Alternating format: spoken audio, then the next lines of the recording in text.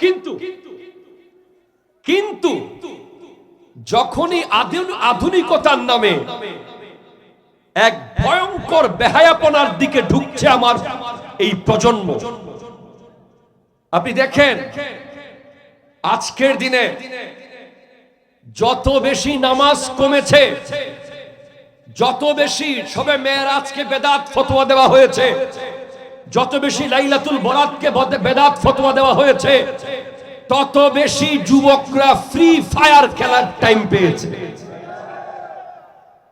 ঠিক কিনা বলেন? তত বেশি তারা অনলাইন জুয়া খেলার সুযোগ পেয়েছে, তত বেশি তারা মোটরসাইকেল নিয়ে স্টান করার সুযোগ পেয়েছে, তত বেশি তারা বেগানা মেয়ের পাল্লায় পড়ার সুযোগ পেয়েছে, তত বেশি তাদের মাথার চুল লিওনেল মেসি আর নেইমারের মতো হয়ে গেছে, তাদের পরনের ড্রেস ইহুদি খ্রিস্টানদের মতো হয়ে গেছে। বিয়ে বাড়িতে ডিজে অনুষ্ঠানের মাধ্যমে বিয়েকে কলঙ্কিত করা হয়েছে। জামাইয়ের কাছ থেকে টাকা নেওয়ার নিয়ম করে জামাইয়ের বন্ধু আর বউয়ের বান্ধবীর মধ্যে কুস্তি শুরু হয়ে গেছে। হাত তুলে বলো ঠিক কিনা, কথা বলো। আল্লাহু আকবার, ইয়া রাসূল। জিন্দাবাদ। এখন আপনাকে আবার ফেরত আনতে হবে সেই দিন। ঠিক কিনা বলেন? আপনি এটাকে অবহেলা করতে পারেন না। লাইলাতুল মেরাজ উদযাপন করা মানে ইসরায়েলে 1000 মিসাইল মারার সমান। এটা আপনাকে বুঝতে হবে, ব্রেইন আনেন। তারাবির নামাজ 8 রাকাত বাদ দিয়ে 20 রাকাত পড়া মানে আমেরিকায় কয়েকশো মিসাইল মারা। নবীর মিলাদ ও কিয়ামকে এস্টাবলিশ করতে পারা মানে ইহুদি নাসারাদেরকে শত শত নিউক্লিয়ার বোমা মারার সমান। আপনার মাথা থেকে নেইমারের চুলটাকে সোজা করে নবীর সুন্নাত করতে পারা মানে আমেরিকা আর ইসরায়েল ইহুদি খ্রিস্টানদের বিরুদ্ধে এক কঠিন মিসাইল মারার সমান।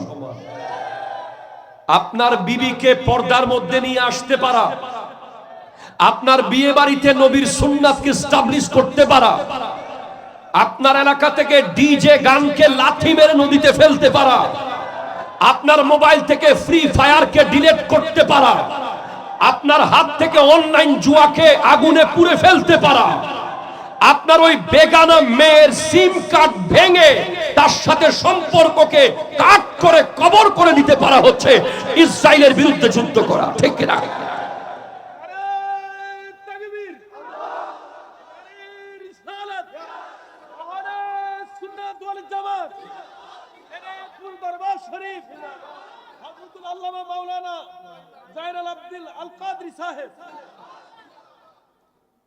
অনেক হয়েছে আর না, উই হ্যাভ টু স্টপ। আমাদের থামা উচিত। ইহুদি নাসারাদের এই কারণ হচ্ছে আমাদের সমাজে দুইটা ভয়ঙ্কর ফিতনা, একটা বাতিল আর একটা ভণ্ড। কেউ ওয়াজের ভিতরে নবী ওলির শানে বেয়াদবি করে, আবার কেউ ওয়াজের ভিতরে আধা ঘন্টা নাচায়, 10 মিনিট হাসায়, আধা ঘন্টা লাফায়, তারপরে চলে যায়। There is no any kind of information. এবার আপনি শুনেন, আগামী আধা ঘন্টা আমার কথা শুনেন। রব্বুল আলামিন ইরশাদ করছেন সুবহান। The meaning of সুবহান মানে হচ্ছে পুত পবিত্র, neat and clean, powerful, who is not depend on someone, যিনি কারো উপর নির্ভরশীল নন, যিনি নিজে নিজে ক্ষমতাবান, যিনি সর্বে সর্বা, যিনি কারো থেকে ক্ষমতা ধার নেন না, যিনি নিজের ক্ষমতায় সব করতে পারেন, উনি হলেন সুবহান। উনি কে? আরো জোরে বলেন কে? ওনার ক্ষমতা সম্পর্কে একটু ধারণা দিই আপনাকে। আমাদের বুড়া আঙ্গুল আছে না, আছে আছে, এই ছোট্ট আঙ্গুলের মাথা, এই ছোট্ট জায়গার মধ্যে আমার আল্লাহ 1000 কোটি ডিজাইন দিয়েছেন। যারা পৃথিবীতে এখন বেঁচে আছে, যারা মরে গেছে তাদের হিসাব আনি নাই, যারা আসবে তাদের হিসাব আনি নাই, যারা কারেন্ট আছে, আমার আল্লাহ বলছেন আয়াহসাবুল ইনসানু আল্লান নাজমা ইজামা বালা কাদিরিন আলা আন নুসাওয়িয়া বানানা। মানুষ কি মনে করে আমি তার অস্থিগুলোকে আবার একত্রিত করতে পারবো না? বরং না, আমি তাদের বৃদ্ধ আঙ্গুলের মাথা তথা ফিঙ্গার প্রিন্ট পর্যন্ত আগের মতো করে ফেলবো। আজকের দিনে বাংলাদেশে যদি 17 কোটি মানুষ থাকে, 10 কোটি মানুষ সিম ব্যবহার করে, প্রত্যেকেই ফিঙ্গার প্রিন্ট দিয়ে সিম নেয়। আজকের দিন পর্যন্ত আপনি এয়ারটেলকে জিজ্ঞেস করেন, গ্রামীণ ফোনকে জিজ্ঞেস করেন, রবিকে জিজ্ঞেস করেন, বাংলালিংকে জিজ্ঞেস করেন, আজকের দিন পর্যন্ত এই আঙ্গুলের মাথা একজনের সাথে একজনের মিলে নাই। যে আল্লাহ এই ছোট্ট আঙ্গুলের মাথায় 10 কোটি ডিজাইন দিতে পেরেছে। আমি যদি আপনাকে বলি স্টেজটাকে 100 রকম করেন, একটা লাইট হলেও মিলে যাবে, একটা ফুল হলেও মিলে যাবে, কিন্তু আমার আল্লাহ এই ছোট্ট আঙ্গুলের আগাটাকে পৃথিবীতে বর্তমানে যতজন মানুষ আছে ততজনের আঙ্গুলের মাথার ভিতরে যে ছোট্ট ছোট্ট দাঁড় আছে, ডিজাইন আছে, এটা তত জনের তত রকম। আমার আল্লাহ তিনি যিনি একটা ছোট্ট ফোঁটা পানি থেকে, একটা ছোট্ট পানির ফোঁটা থেকে আমার মতো 6 ফুট 2 ইঞ্চি লম্বা মানুষ বানাতে পারে। আমার আল্লাহ তিনি যিনি আটলান্টিক মহাসাগরের একেবারে নিচে রিজিক দিতে পারে। আমার আল্লাহ তিনি যিনি আমার নবীকে মেরাজে নিয়ে গেছেন। আপনি যদি সুবহান শব্দ বুঝেন তাহলে একবার না, রাতের সামান্য অংশে 1 কোটি বার নেওয়ার যার ক্ষমতা আছে, ঠিক কিনা জোরে বলেন না সুবহান। উনি কে?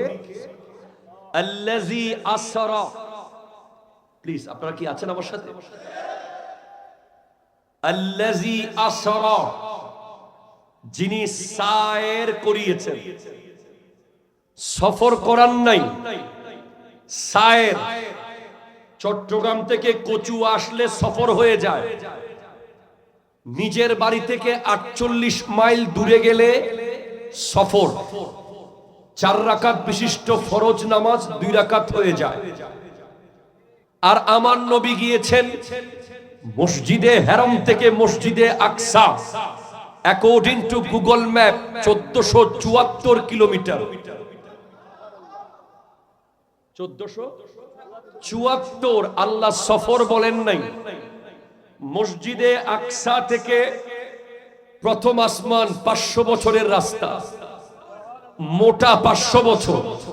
দ্বিতীয় আসমান 500 বছর, মোটা 500 বছর।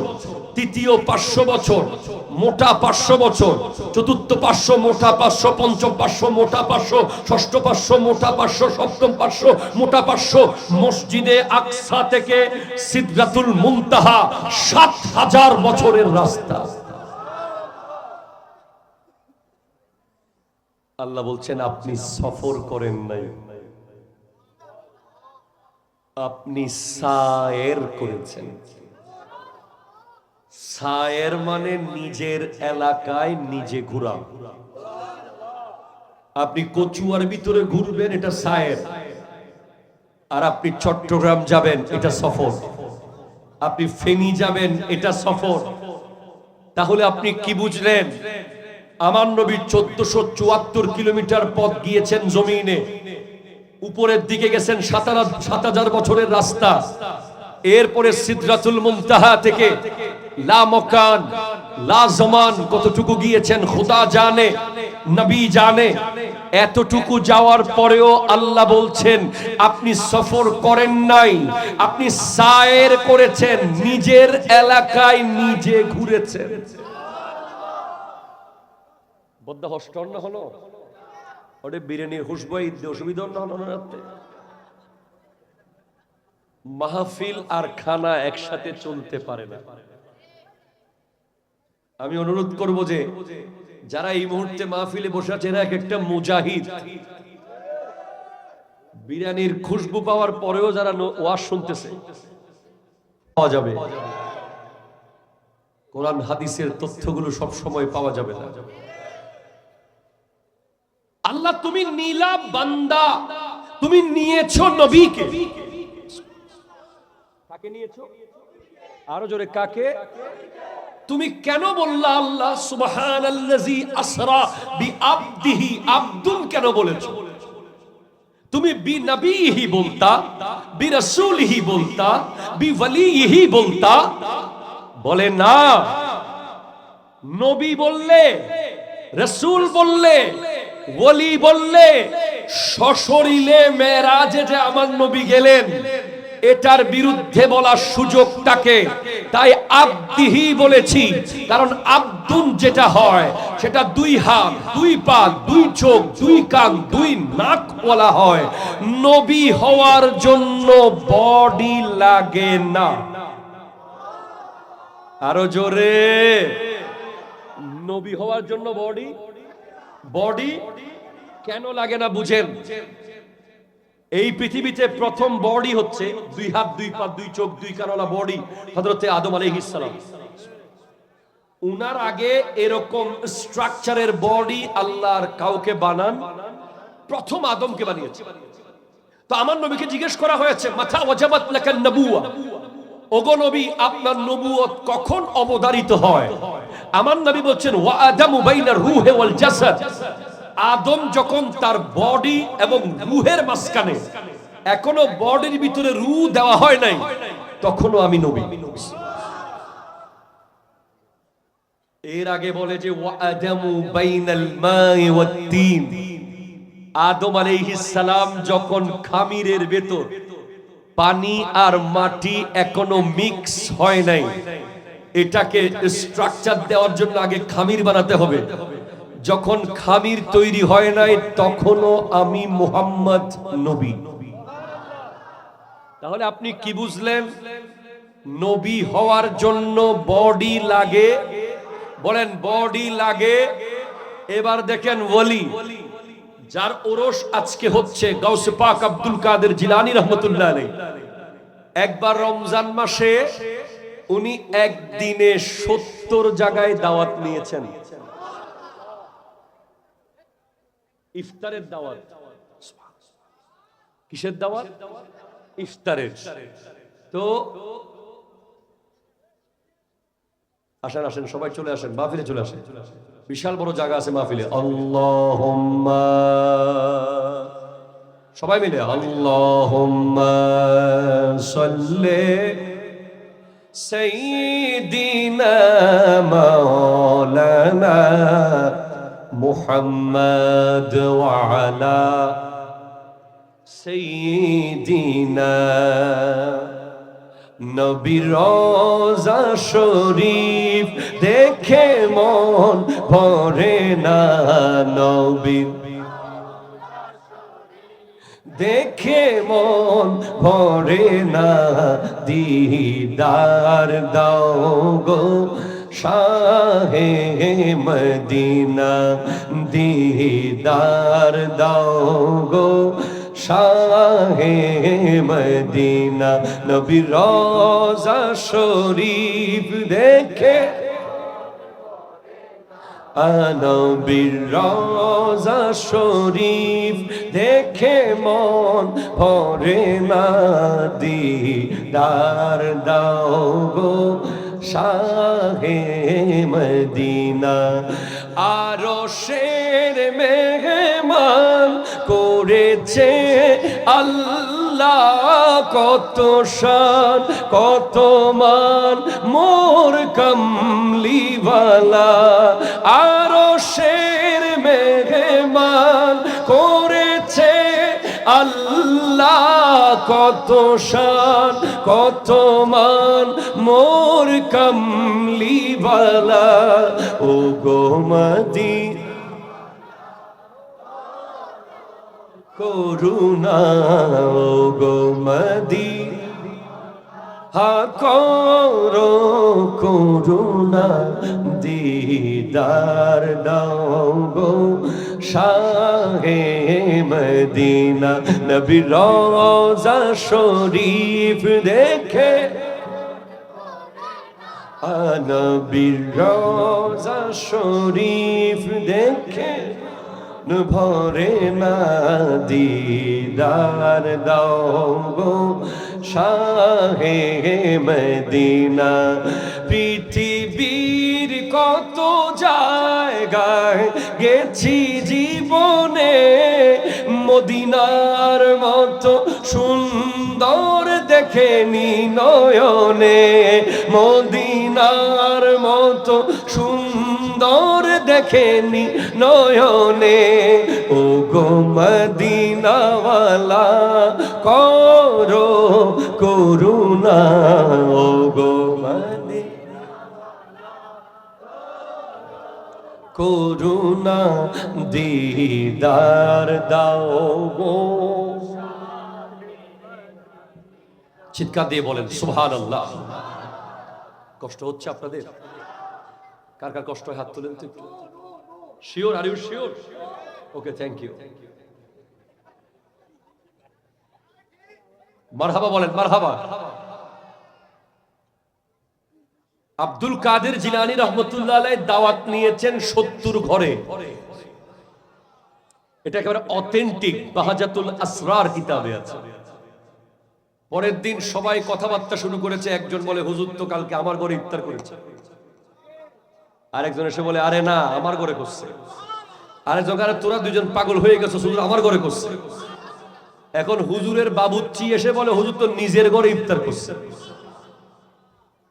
সবাই মিলে হুজুরের কাছে গেলেন হুজুর আপনি আসলে ইফতার করেছেন কার বাসায় তখন শেখ সুলতান সৈয়দ আব্দুল কাদের জিলানী বলছেন উনজুর ইলা শাজার এই গাছের দিকে তাকাও তখন দেখলেন যে গাছের প্রত্যেকটা পাতায় পাতায় এক একজন গাউসুল আজম উপস্থিত আছে এই ক্ষমতা দিতে পারে কে আরো জোরে বলেন কে সেজন্য আল্লাহ ওলিহি বলেন নাই নবীহি বলেন নাই আল্লাহ আব্দিহি বলেছেন যিনি সশরীরে মেরাজে গিয়েছেন লাইলাম রাতের সামান্য অংশে এই জায়গা থেকে সায়েন্স এই জায়গা থেকে বিজ্ঞানের থিওরি রয়েছে অনেকগুলো বিজ্ঞান বলছে যে এই মেরাজ অসম্ভব তাদের 4টা দাবি রয়েছে বিজ্ঞানের 1 নম্বর গ্রেভিটেশনাল ফোর্স মধ্যাকর্ষণ শক্তি কি বলেন তো এগুলো কি বলবো নাকি আপনারা পরে বিরক্ত হয়ে যাচ্ছেন মনে হচ্ছে yes yes yes thank you gravitational force মধ্যাকর্ষণ শক্তি ভেদ করে কোন ব্যক্তির দ্বারা আকাশে যাওয়া সম্ভব নয় এটা বলছে বিজ্ঞান কে বলছে আরো জোরে বলেন কে কিন্তু নোয়াখালীর আশেক কি বলেছে বিজ্ঞানীরা রকেট চড়ে চাঁদের দেশে যায় আঙ্গ নবী রকেট ছাড়া মেরাজ শরীফে যায় হাত তুলে বলো ঠিক না আল্লাহু আকবার আল্লাহু আকবার আল্লাহু আকবার আল্লাহু আকবার এই খবরদার এই ধরনের ব্যক্তিকে ভয় পাবেন এদের সাথে আল্লাহর গভীর সম্পর্ক থাকে। এরা বদদুয়া করলে জিন্দেগি বরবাদ হয়ে যাবে। খবরদার, রেসপেক্ট দেম। মানুষ যত পাগল হয় আল্লাহ তত কাছে আসে।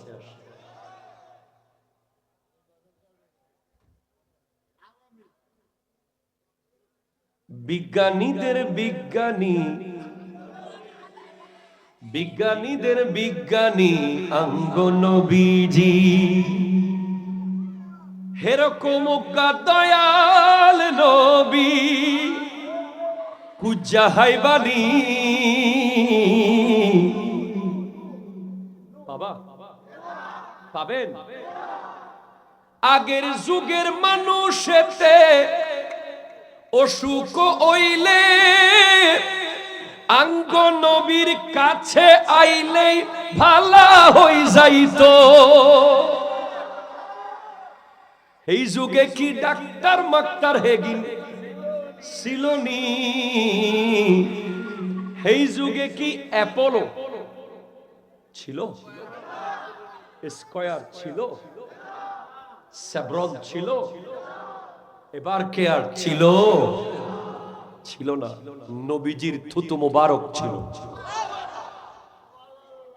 আবু বকর সিদ্দিকের হাফে কামড়াইছে, ওরে আঙ্গ নবীর মুখের থুতুই ভালা হই গেছে।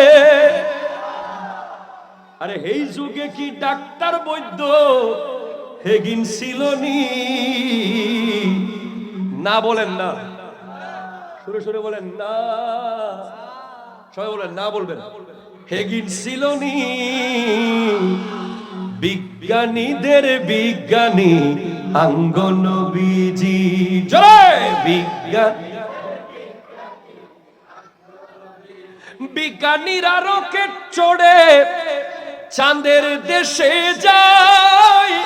ও ভাই আঙ্গ নবী রকেট ছাড়া মেরাজ শরীফ যায়। আল্লাহু আকবার, আল্লাহু আকবার।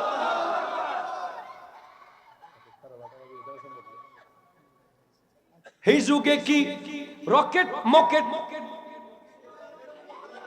ছিল? ছিল ছিল ছিল ছিল।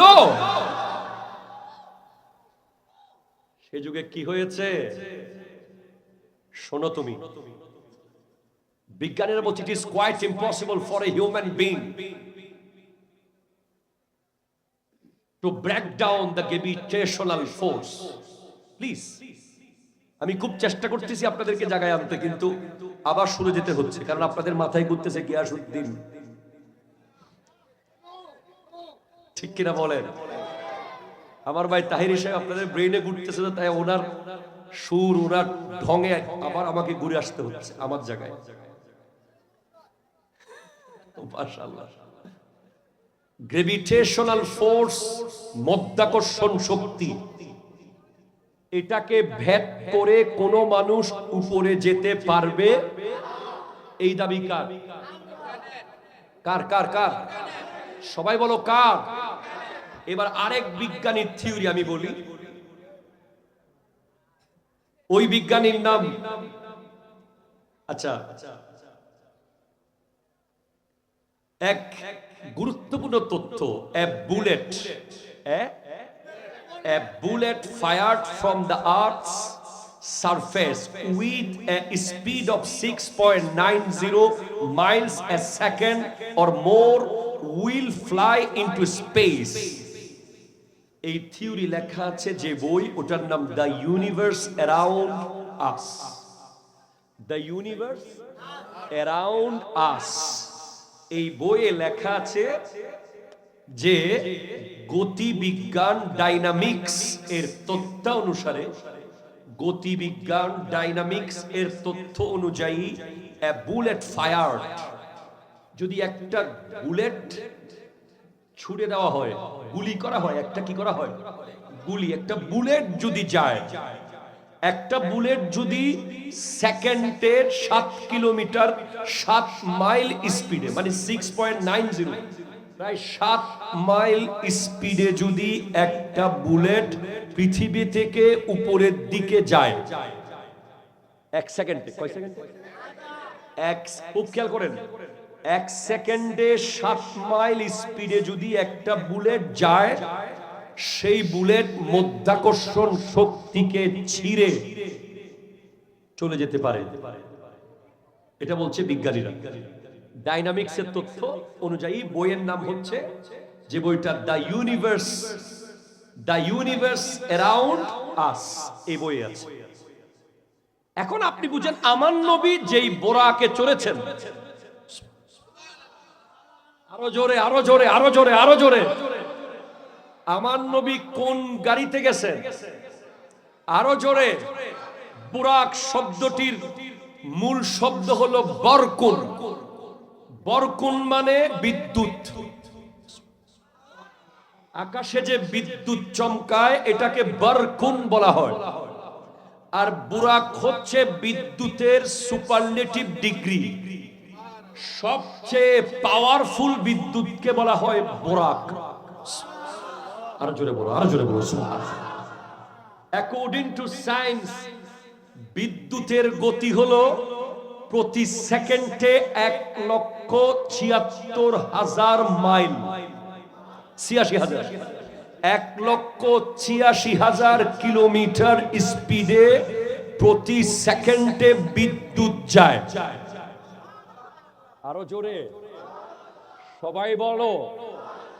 তাহলে একটা bullet, the universe around us, এই বইয়ের তথ্য অনুযায়ী, ডাইনামিক্সের তথ্য অনুযায়ী, একটা বুলেট যদি 7 মাইল স্পিডে যায় প্রতি সেকেন্ডে, সে মাধ্যাকর্ষণ শক্তিকে ছেদ করতে পারে। আর বিদ্যুৎ যাচ্ছে 1,86,000 মাইল স্পিডে প্রতি সেকেন্ডে।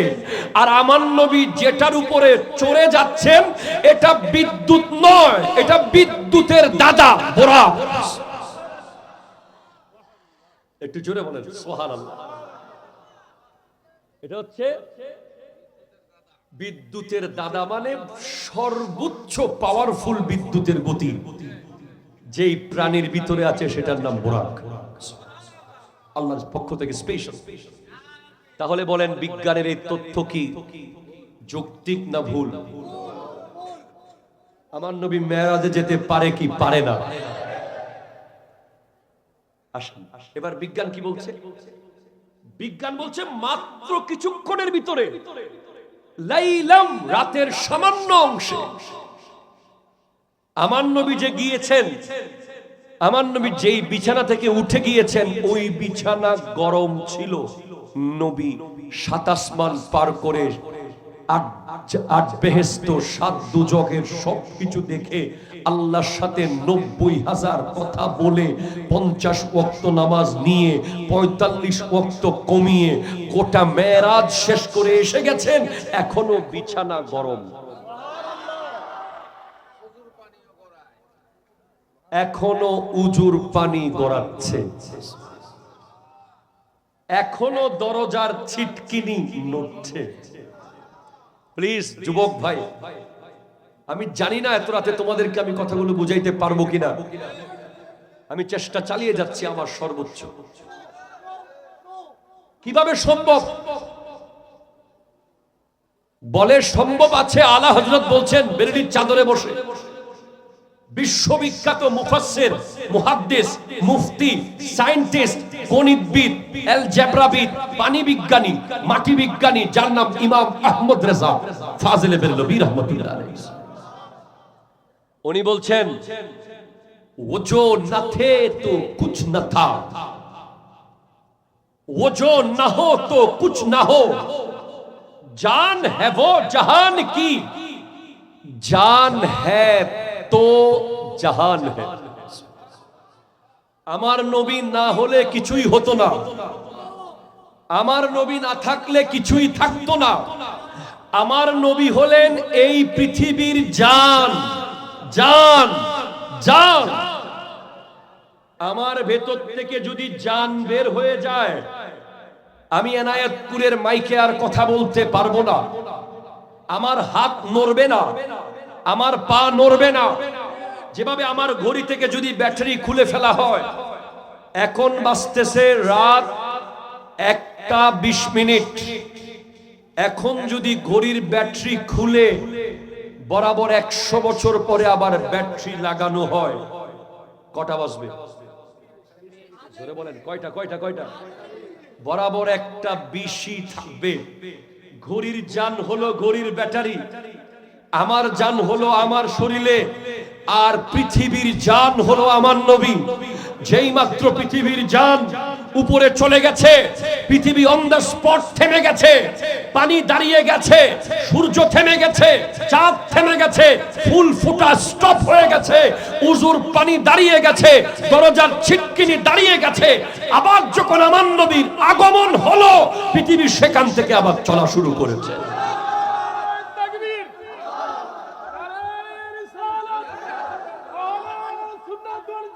জিন্দাবাদ জিন্দাবাদ। আল্লাহু আকবার, জোরে বল আল্লাহু আকবার। এবার সায়েন্স কি বলে দেখেন, ঠিক আছে চলবে। সায়েন্স বলছে যে তোমরা আল্লাহর ক্ষমতা পড়ে দেখো প্লিজ। বিজ্ঞানকে বলছি, বিজ্ঞান তোমরা আগে একটু সুপার কম্পিউটার, এরপর কোয়ান্টাম কম্পিউটারের ক্ষমতা দেখো। সুপার কম্পিউটার চিনেন তো, যেটা সবচেয়ে দ্রুতগামী কম্পিউটার। একটা সুপার কম্পিউটার 1 মিলি সেকেন্ডে প্রায় 5 লক্ষ কাজ করতে পারে। বানাইছে কে? আর আসলে কে বানাইছে? কে? মানুষ মানুষ মানুষ বানিয়েছে। রবি থেকে যদি একটা মেসেজ দেয় গ্রামীণ ফোন থেকে, এই মেসেজে ক্লিক করতে কয় সেকেন্ড লাগবে? ন্যানো সেকেন্ডও লাগবে না, কারণ সে কেউ এটা সুইচ টিপবে না, এটা সেট করা আছে। 1 সেকেন্ডে মেসেজটা সারা বাংলাদেশের যত গ্রামীণ ফোনের ইউজার আছে সবার মোবাইলে গেছে কি গেছে না? 1 ন্যানো সেকেন্ডে বা মিলি সেকেন্ডে 5 লক্ষ কাজ করতে পারে। এর চেয়ে আরো কম সময়ে কাজ করে, সেটা হলো কোয়ান্টাম কম্পিউটার। পিকো সেকেন্ড, 1000 পিকো সেকেন্ডে 1 সেকেন্ড হয়। কোয়ান্টাম কম্পিউটার পিকো সেকেন্ডে কাজ করে, যে এই টাইমটা আপনি মনেই করবেন না যে কোনো সময় হয়েছিল, কাজ হয়ে গেছে। আপনি এই টাইমটা বুঝতেই পারবেন না। কোয়ান্টাম কম্পিউটার এত দ্রুত কাজ করে। তাহলে সুপার কম্পিউটার আর কোয়ান্টাম কম্পিউটার 1 সেকেন্ডকে 1000 টুকরা করার পর যত টাইম থাকে, ওই টাইমের ভিতরে যদি লক্ষ লক্ষ কাজ করে ফেলতে পারে, আমার আল্লাহ তো কুন ফায়াকুনের মালিক। আমার আল্লাহ নিয়ে গেছেন আমার নবীকে, 1 ন্যানো সেকেন্ডে গোটা জগৎ ঘুরাইতে পারে কি পারে না? হাত তোলা বলেন, পারে কি পারে না? That is the science. বিজ্ঞান বলছে যাদের স্থূল দেহ, ভারী শরীর, ওরা আসমানে উপরে যেতে পারবে না। কিন্তু আবার বিজ্ঞানের থিওরি, জি ক্লার্ক, তারা বলছে যে শরীর যত বেশি আসমানের পরে যাবে, তত বডি হালকা হয়ে যাবে। আপনি দেখবেন বিমান বোয়িং 777 400 যাত্রী নিয়ে উঠেছে, মিনিমাম 40টা বাসের সমান, ঠিক কিনা জোরে বলেন? এত বড় বিমান আকাশে ভেসে আছে, পড়তেছে না। কারণ একটা জায়গা পার করার পরে যতই ওজনদার জিনিস হোক, ওটা ওখানে হালকা হয়ে যায়। আমার নবী তো আকাশ না, এই পৃথিবীর পরে আরো এত বেশি গ্যালাক্সি আছে, তারা আছে, স্টার আছে, যেগুলো পৃথিবী থেকে এত দূরে যে এগুলোর আলো পৃথিবীতে আসেই না। আমার নবী ওগুলো পার করে লামকান চলে গেছে। একটু জোরে বলেন ভাই। আমার আল্লাহ নিয়ে গেলেন মসজিদে আকসা না, নিয়ে গেছেন সিদরাতুল মুনতাহা পার করে লামকান। আল্লাহ আপনি মসজিদে আকসা কেন বললেন? আপনি বলতেন সুবহানাল্লাযী আসরা বিআবদিহি লাইলাম মিনাল মসজিদিল হারামি ইলাল আরশিল মুআল্লা, অথবা ইলা সিদরাতিল মুনতাহা, অথবা বলতেন ইলা লামকান। একটু জোরে বলেন সুবহানাল্লাহ। বলে মসজিদে আকসা নবীর মেরাজের সীমানা নয়, মসজিদে আকসা হলো কাফেরদের ব্রেইনের সীমানা, ব্রেইনের সীমানা। আমি জয়নুল আবেদিন যদি আপনাদেরকে বলি, আমি গতকাল কোথায় মাহফিল করেছি আপনারা জানেন? আমি গতকাল মাহফিল করেছিলাম দেবিদ্বার, দুইটা মাহফিল করেছি দেবিদ্বারে। একটা করেছি ছোট শালগড়, একটা কালিকাপুর। এই কালিকাপুরের মাহফিলটা ছিল মূলত আজকে, শুধু মেরাজের কারণে এটা গতকাল নিয়ে গিয়েছিলাম। ভাগ্য ভালো গতকাল নেওয়াতে আজকে আসতে পারলাম। তো এই কালিকাপুরা দেবিদ্বারের মাহফিল আমি করেছি। আমি আপনাকে বলছি, আপনি বিশ্বাস করা সহজ, আপনি চাইলে এখান থেকে একটা গাড়ি নিয়ে কালিকাপুর গিয়ে দেখে আসতে পারেন জয়নুল আবেদিন আসছিল কিনা।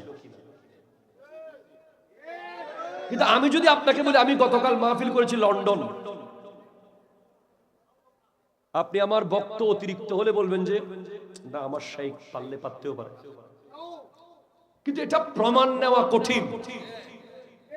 আপনার পক্ষে লন্ডন গিয়ে দেখে আসা অসম্ভব যে এখানে প্যান্ডেল কোথায় হয়েছিল, হুজুরের পোস্টার দেখি কি আছে না আছে।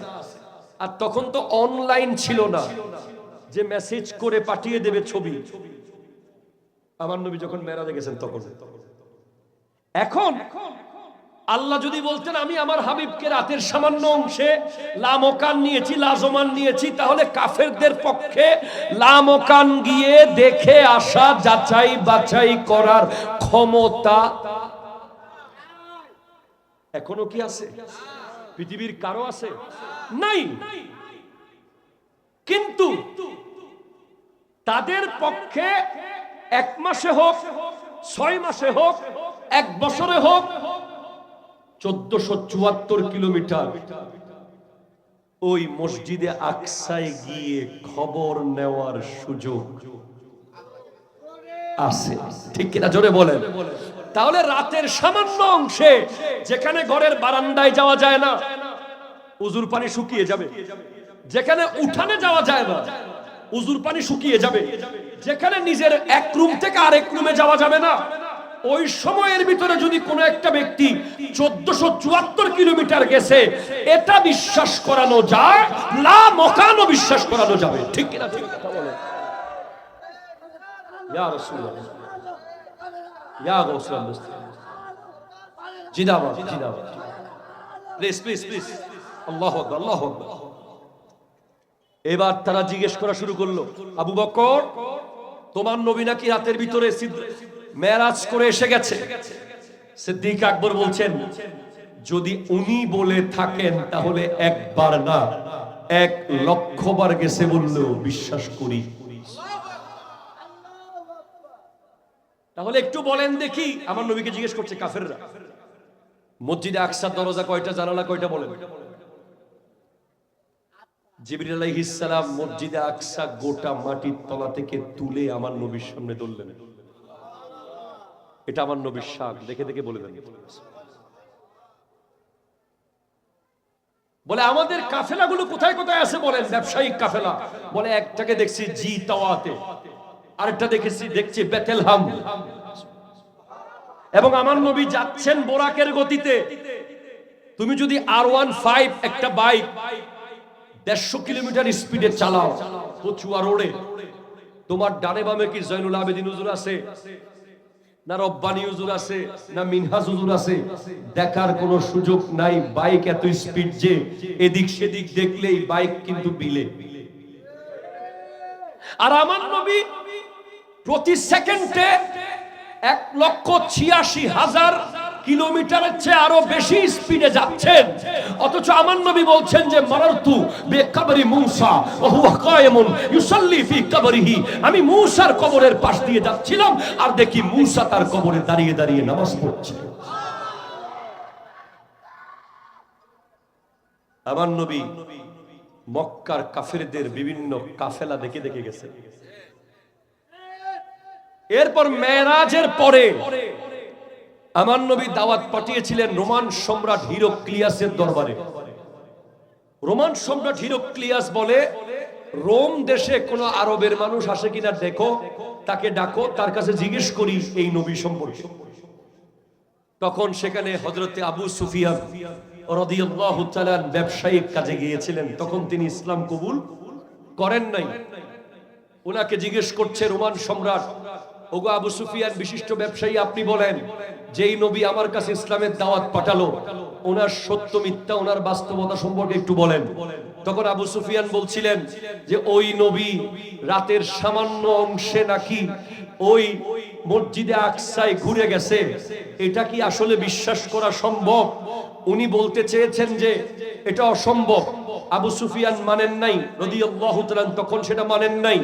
তাই তিনি রোমান সম্রাটকে বলতে চেয়েছেন, এই কথা কি আপনি বিশ্বাস করতে পারেন ওই নবী এই কথা বলে? তখন রোমান সম্রাটের পাশে দাঁড়ানো এক পাদ্রী ছিল মসজিদে আকসা, সে এসে বলে, হুজুর, হ্যাঁ ওই রাতে ওই নবী মসজিদে আকসায় এসেছিল। বলে তুমি কেমনে জানো? বলে আমি প্রতিদিন রাতে মসজিদে আকসার মেইন গেট বন্ধ করে যাই, কিন্তু ওদিন রাতে আমি হাজার চেষ্টা করলাম, কোনো মতে মসজিদে আকসার দরজা এক চুল নাড়তে পারলাম না। আমি বাইরের থেকে আরো অনেক মানুষ ডাকলাম, সবাই মিলে গেট নাড়ার চেষ্টা করলাম, মসজিদে আকসার গেট এক চুল পরিমাণ নড়ল না। বুঝতে পারলাম যে আজকে রাতে এই মসজিদে আকসায়, আজকে রাতে এই মাহফিল যখন চলছে, এই রাতে, এই মেরাজের রাতে মসজিদে আকসায় বোধহয় কেউ আসবে, যার জন্য মসজিদে আকসার গেট বন্ধ হচ্ছে না। আমি বুঝতে পারলাম নিশ্চিত গেট কারোর জন্য অপেক্ষা করছে। ফজরে গিয়ে দেখলাম মসজিদে আকসার গেটের সামনে একটা পাথর, ওই পাথরে ঘোড়া উট বাঁধার একটা কড়া লাগানো আছে, যেটা আমি কোনোদিন দেখি নাই। তখন দরজা টান দিয়ে দেখলাম দরজা এখন নড়াচড়া করে, খুলে আর বাঁধে। বুঝতে পারলাম সেদিন রাতে ওই নবী মসজিদে আকসায় এসেছেন এবং ওই পাথরের মধ্যে ওনার বুরাক বেঁধেছে।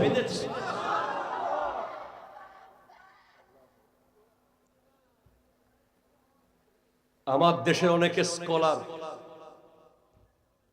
আমার নবীর ইলমে গায়েব নিয়ে কথা বলে, ঠিক কিনা বলেন? বলেন। আমার দেশের অনেক প্রিয় ভাইয়েরা নবী জিন্দা না মুর্দা এই বিষয়ে টেনশনে থাকে। তাদেরকে জানিয়ে দেন আমার নবী যে মেরাজে যাবেন, পাবলিসিটি হয়েছিল, poster, banner, handbill, WhatsApp, Messenger. তাহলে সমস্ত নবীরা আপন আপন কবর থেকে উঠে মসজিদে আকসায় নামাজের কাতারে দাঁড়িয়ে আছে। ওনারা জানে কেমনে আজকে মেরাজ হবে? কে জানাইছে? এটাই আর কি ইলমে গায়েব। কথা বলেন না, ঠিক কিনা জোরে বলেন না। অন্য সব নবীরা যদি ইলমে গায়েবের মাধ্যমে জানতে পারে যে আজকে নবী আসবে, তাহলে আমার নবীর কি ইলমে গায়েব নাই? বলেন নাই। আচ্ছা, অনেকে আমার নবীকে মরা বলতে চায়, নাউযুবিল্লাহি মিন যালিক। কোরআনের ওই আয়াত বলে, ইন্নাকা মাইয়াতুন ওয়া ইন্নাহুম মাইয়াতুন। আমি তাদেরকে বলতে চাই মরার কোনো নামাজ নাই। মরার কি নামাজ আছে? তাহলে মসজিদে আকসায় যে সমস্ত নবীরা এসে নামাজ পড়লো, ওনারা সবাই কবরে তাহলে জিন্দা, ঠিক কিনা জোরে বলেন। তাহলে অন্য সব নবীরা যদি জিন্দা থাকে কবরে, আমার নবী কেমনে মরে? ঠিক কিনা জোরে বলেন। তাহলে সমস্ত নবীরা রওজায় জিন্দা না মুর্দা? আর জোরে জিন্দা না মরা? জিন্দা। জোরে বলেন সুবহানাল্লাহ। সর্বশেষ finishing, I am going to finish my lecture. আমার নবী আল্লাহর কাছে গেছেন। আল্লাহ আমার নবীকে দেখা দিয়েছেন সশরীরে। নবীজি বলছেন রাআইতু রাব্বি ফি আহসানি সূরাতি, আমি আমার আল্লাহকে সবচেয়ে সুন্দর অবয়বে দেখেছি। এত কাছ থেকে দেখছি আল্লাহ তোমাকে। আপনাদের কাউকে যদি ডক্টর ইউনূস সাহেবের সামনে 2 মিনিট কথা বলার সুযোগ দেওয়া হয়, আপনার নিজের কথা বাদ দিয়ে আর কারো কথা বলবেন না, ঠিক কিনা বলেন? স্বাভাবিক ব্যাপার। আর আমার নবী আল্লাহর সামনে, আল্লাহু আকবার, জোরে বলেন না। আল্লাহ বলছেন হাবিব কি এনেছেন? আমার নবী বলে আত্তাহিয়াতু লিল্লাহি ওয়াস সালাওয়াত ওয়াত তাইয়িবাত। ঠিক আছে, আমিও 3টা দেই। আসসালামু আলাইকা আইয়ুহান নবী ওয়া রাহমাতুল্লাহি ওয়া বারাকাতুহু। ওখানে দাঁড়িয়ে নবী বলছেন আমি তো নিজে একা কিছু নিব না, আমার উম্মতের জন্য একটা সালাম দেন। আল্লাহ আমার উম্মতকে একটা দেন। সালাম দিয়ে দিয়েছে, আসসালামু আলাইনা ওয়া আলা ইবাদিল্লাহিস সলিহিন। আরো জোরে, আরো জোরে।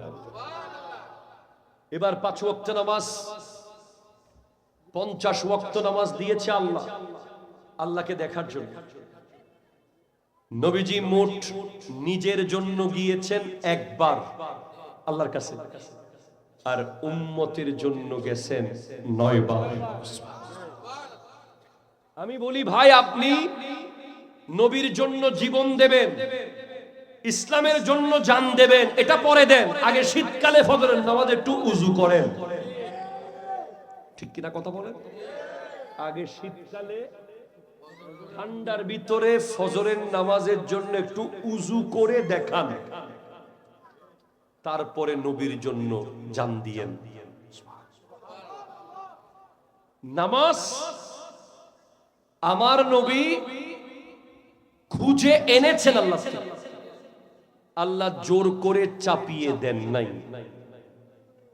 সেজন্য যারা নামাজ পড়ে না, এদেরকে কখনো আশেকে রাসূল বলার কোনো সুযোগ নাই। যারা নামাজ পড়ে তারাই আশেকে রাসূল, ঠিক কিনা কথা জোরে বলেন। নামাজ হলো আল্লাহর ইবাদত, নবীর ইজ্জত।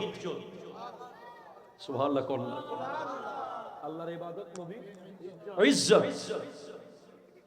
গতকাল মাহফিলে এক বক্তা বলতেছে আমরা যতই গুনাহ করি আমার নবীর মোহাব্বত থাকলে আল্লাহ আমার নবী জান্নাতে নিয়ে যাবে। আমি সাথে সাথে প্রোটেস্ট করেছি, ঠিক আছে নবী শাফাত করবে, বড় বড় গুনাহগারকে নিবে, তো আপনি গুনাহ কেন করবেন? আপনি একটা জিনিস বোঝেন, আপনার বাবা অথবা মা আপনার স্কুল কলেজ ইউনিভার্সিটির প্রিন্সিপালের সামনে গিয়ে সরি বলুক, এটা কি আপনি চান? চান চান চান? কোন আদর্শ ছেলে চায় না যে তার আব্বা আম্মা তার ক্লাস টিচারের কাছে অথবা প্রিন্সিপালের কাছে গিয়ে তার ফেল করার কারণে, দোষ করার কারণে সরি বলবে। এটা কোনো আদর্শ ছাত্র চাইতে পারে না। সেই ছাত্র সেরা ছাত্র যার জন্য তার বাপ মাকে কখনো তার স্কুলে, কলেজে, বিশ্ববিদ্যালয়ে গিয়ে সরি বলতে হয় নাই। তো আমার নবী শপথ করবে, ঠিক আছে, তো আমার নবী কেন আল্লাহর সামনে গিয়ে বলবে যে আল্লাহ আমার উম্মত গুনাহ করেছে, বুঝতে পারে নাই? এ কথা বলার সুযোগ আমি নবীকে কেন দেব? নবী বললে তো বলবে আল্লাহ দেখো আমার উম্মত, গৌসুল আজমকে দেখো 70, আমার আব্দুল কাদের জিলানীকে দেখো 40 বছর এশার রুজু দিয়ে ফজরের নামাজ পড়েছে। দেখো গরিব নওয়াজকে দেখো, 2500 মাইল পায়ে হেঁটে ইসলামের দাওয়াত দিতে এসেছে। আমরাও সেরকম উম্মত হব যেন নবী আমাদেরকে নিয়ে গর্ব করতে পারে। আল্লাহ পাক আমাদেরকে 5 ওয়াক্ত নামাজ পড়ার তৌফিক দান করুন, সৎ পথে চলার তৌফিক দান করুন, সত্য কথা বলার তৌফিক দান করুন।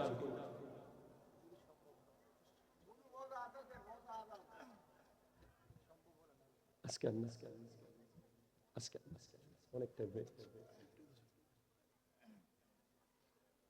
2 মিনিট কথা বলতে চাই, ঠিক আছে ইনশাআল্লাহ। শেষ করি आने वाला है महबूब मेरा अर्श कुर्सी फरिश्तों सजाओ सर्द कर दो जहन्नम की आतिश और जन्नत को दुल्हन बनाओ आने वाला है आने वाला है आने वाला है आने वाला है आने वाला है वाला है वाला है आने वाला है महबूब मेरा अर्श कुर्सी फरिश्तों सजाओ আসছে আসছে দেখো আমার হাবিবে अर्श कुर्सी फरिश्तों সাজিয়ে দাও ঠান্ডা করে দাও জাহান্নামের আগুন আর জান্নাত কে দুলহন সাজিয়ে দাও সুবহানাল্লাহ আবার দিছে ইংলিশ গান গাইতাম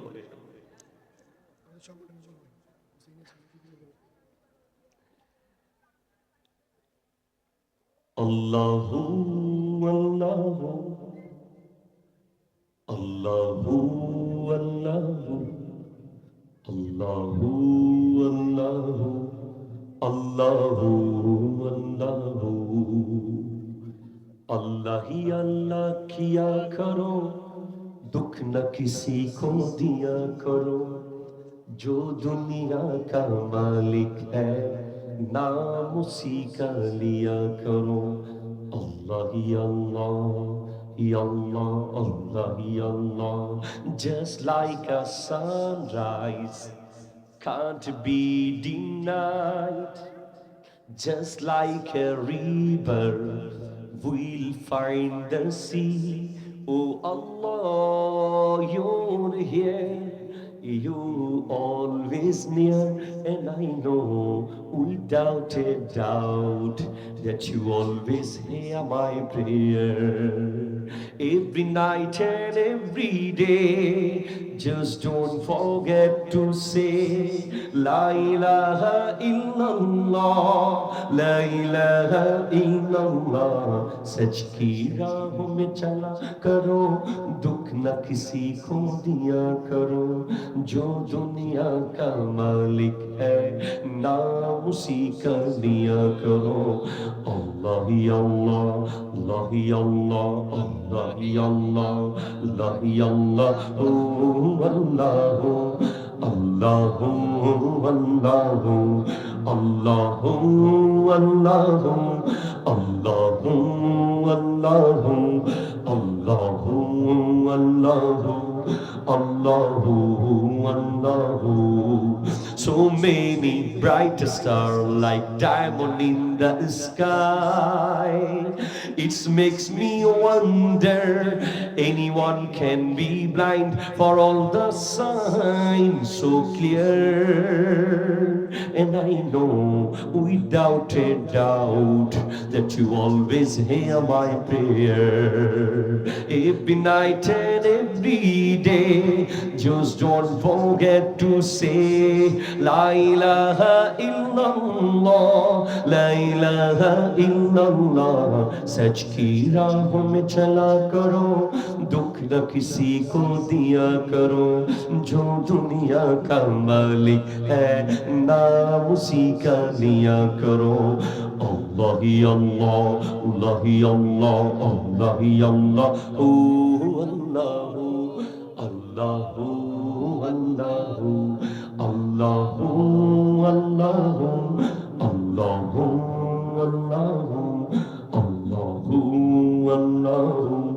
Allahu Allahu Allahu Allahu Allahu